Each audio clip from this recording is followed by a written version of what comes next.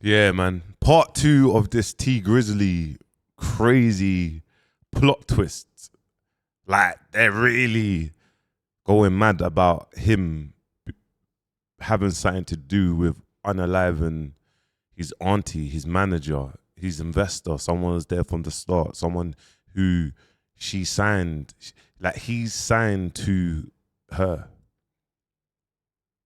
Money is the root of all evil. Like, he's worth a lot of millions of dollars. Now, I remember even with Kerwin, that the deal structure, what T Grizzly got at 300. So, like, all the pieces are coming together because it's like, why would his auntie just all of a sudden just collapse? Some backstories quickly, guys. If you ain't watched the first one, I would say watch the first one before you watch this one so you can understand what's going on. But obviously, it's mad. OTF 600, there's obviously a member from OTF 600 that has been charged and has been linked. You get me? And it's a member called Wu Feng or something. And he's an active member. Little Dirk's OTF 600. T Grizzly's linked with Little Dirk. And obviously, it gets deep. Booker was T Grizzly's one of his best men at T Grizzly's wedding. Booker is OTF 600, part of Little Dirk's team. And even going into it, my friend Park Hill used to go to my school. Park Hill is a member of OTF. He was engineering for Little Dirk.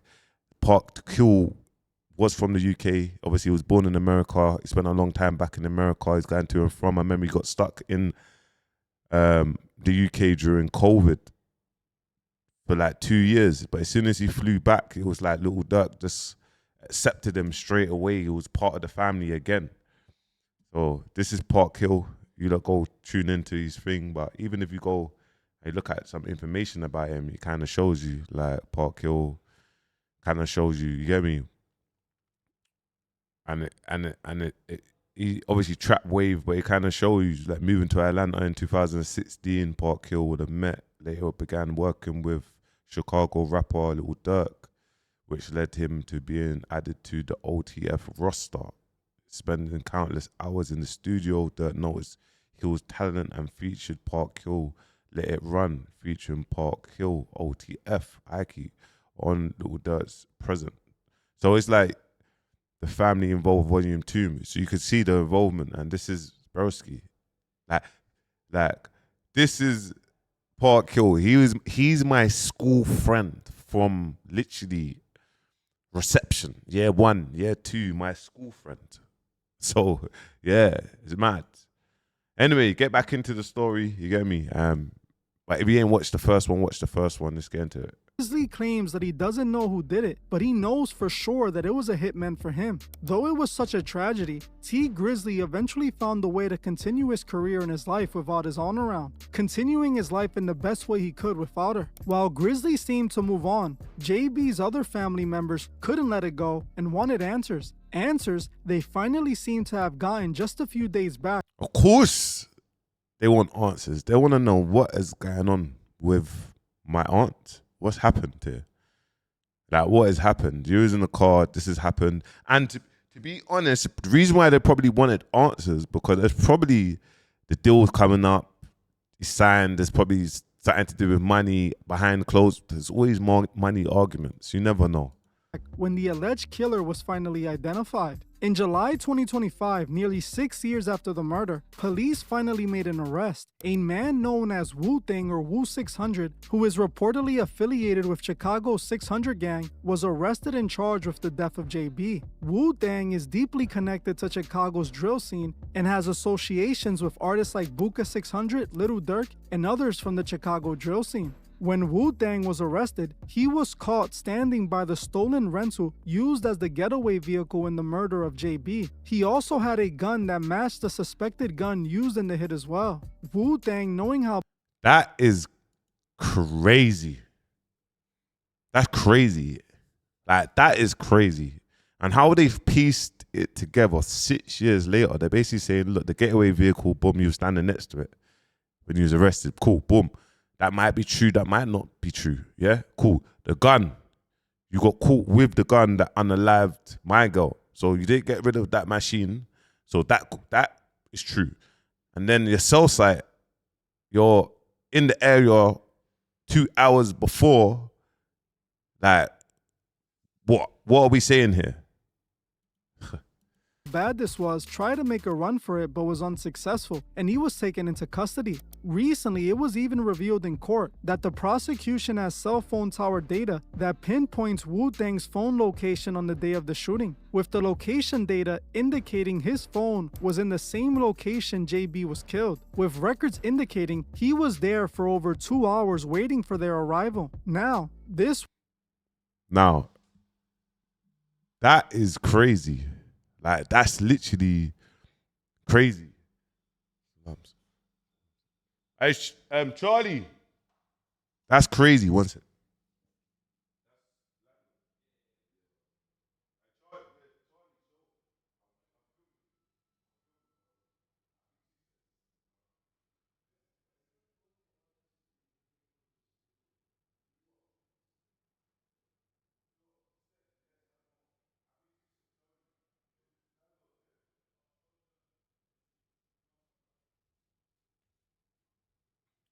Guys, you know everything is authentic, you get me? So I have to run and go do something, but there's no edits. Man's not cutting this out. Sorry, this is just the real stuff. But this here, let me flick it. Just so you can see. So they're saying, like, my man he is alleged the person that they're saying that took T Grizzly's auntie out, that murdered T Grizzly's auntie, period. Like, they're saying, look, boom, we linked you to the car, we linked you to the gun. Your phone records show that you was in the area at this time. Okay. Wu 600's involvement in all of this left people with the question of why. Why would a gang member from Chicago be the man responsible for the death of T Grizzly's aunt in Detroit? It just made no sense. What was the connection between Wu-Tang and JB? Well, this is when things take a sharp turn and the spotlight is put on T Grizzly. See, over the years, T Grizzly managed to make connections with a few rappers in the Chicago drill scene. Rappers like Little Durk and one by the name of Buka 600. So Buka 600 and T Grizzly are dogs. They're virgins. They're dogs. They're virgins. So you got to understand. And Buka 600 is OTF. And you got to understand the same thing when you Wu thing is 600. So that's...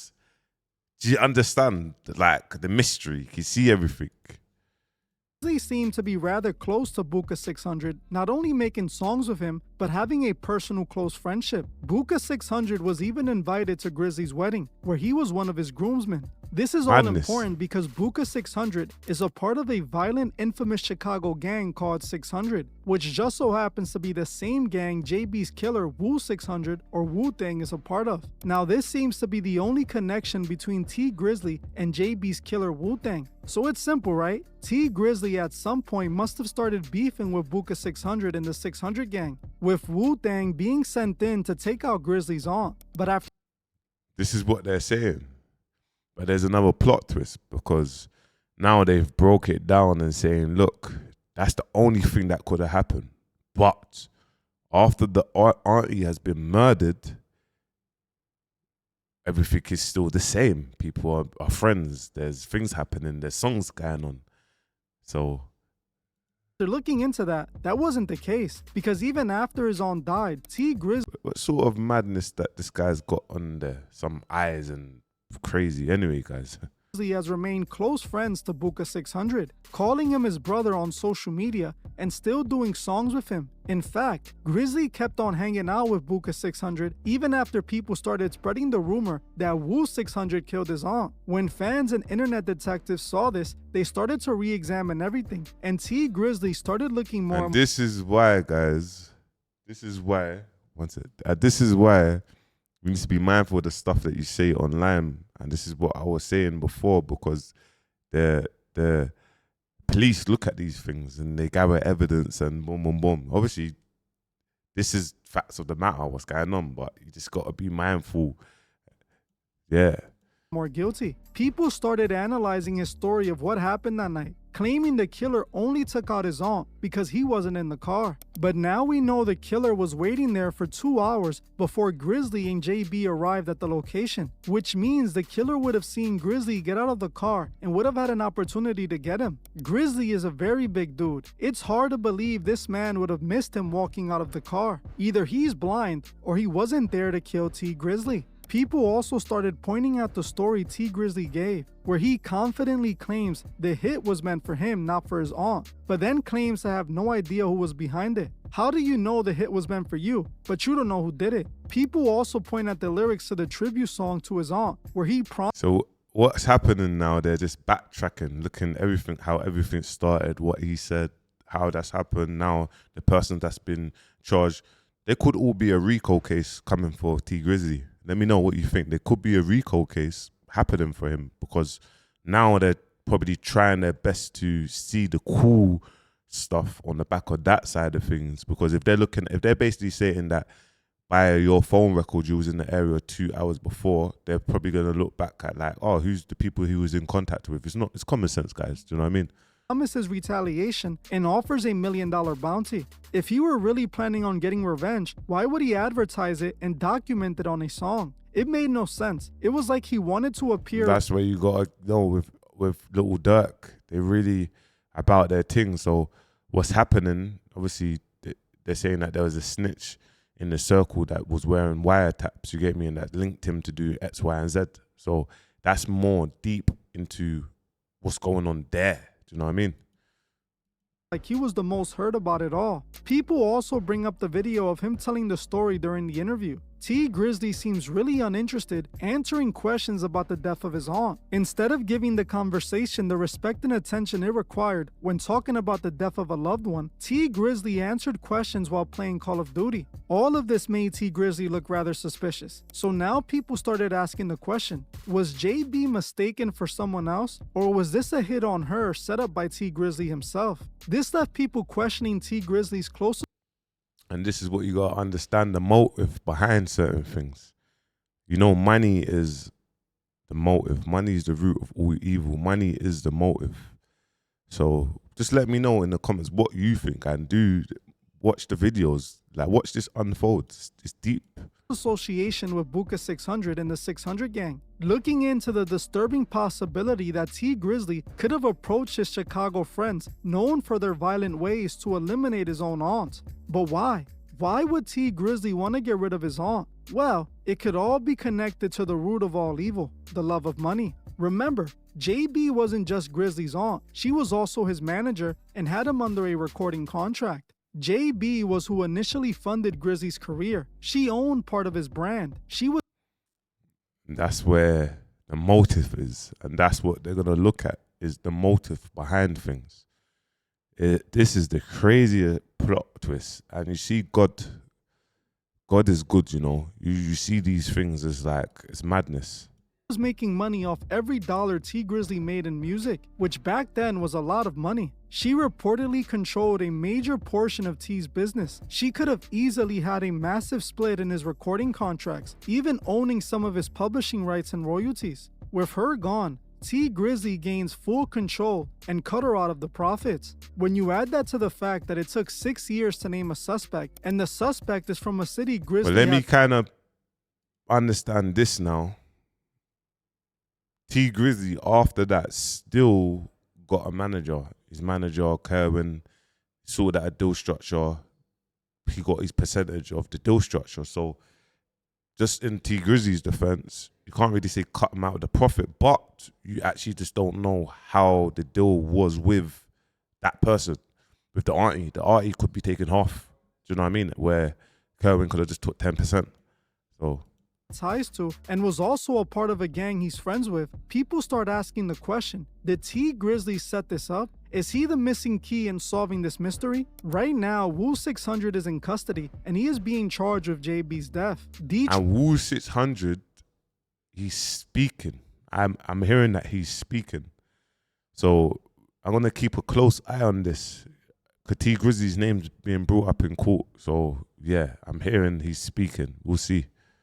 Detroit police say they're building their case, with everyone waiting to see what comes out of this. While as of right now we don't have the answers, I will say T. Grizzly is looking rather suspicious. He recently came out and vaguely denied the allegations. Yeah, so T Grizzly's basically come out and he's saying, yo, stop listening to the internet. Stop listening to the internet. This is cap. Get me? You never know. Telling people not to believe everything they see on the internet. That's not true. So you think you can't be fooled by the internet?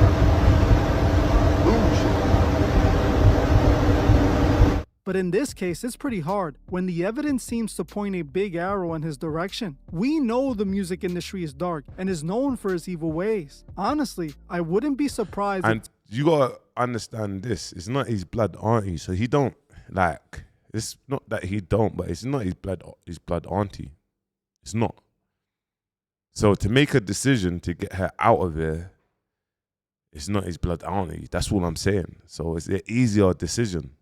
T. Grizzly is truly behind this all. One thing that seems clear, JB didn't deserve this, especially not by the hands of a man she was willing to sacrifice everything for. JB was more than an aunt and a manager to T. Grizzly. She was the heart of his story. Her death was tragic, but was it more than a case of mistaken identity? Was she really caught in the crossfires, or was she sacrificed for the love of greed? JB deserves justice for her family, and so her soul can truly rest in peace. Well, I'm gonna end this one here.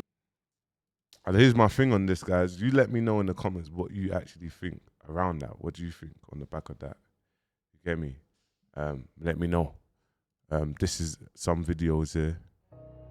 Jobina Whitaker Brown was Sad, murdered on Tuesday, August 20th, 2019 at approximately 9 p.m. The incident happened on the 3600 block of 3 Mile Drive near Brunswick. R.I.P. as well, man. East side. She was murdered on August the 20th, 2019. For what reason, we don't know. But we're here asking for help. The night she was murdered, she was supposed to come home the next morning.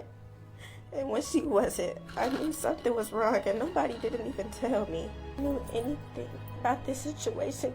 This is actually mad sad. R.I.P. man. I don't even think I even said R.I.P. from the start. So apologies, man. That's sad. Like, look at that. Could you please help and speak up to give us closure and to help me sleep at night? And I just want you to know that I may not know at this time, but God knows everything and He sees everything. And sooner or later, trust me, you will be caught. Jobina Whitaker. Can't lie. I'm telling you, that powerful speech from the JB's mum, daughter, look how everything is unraveling. This is what I mean. Artists, bro.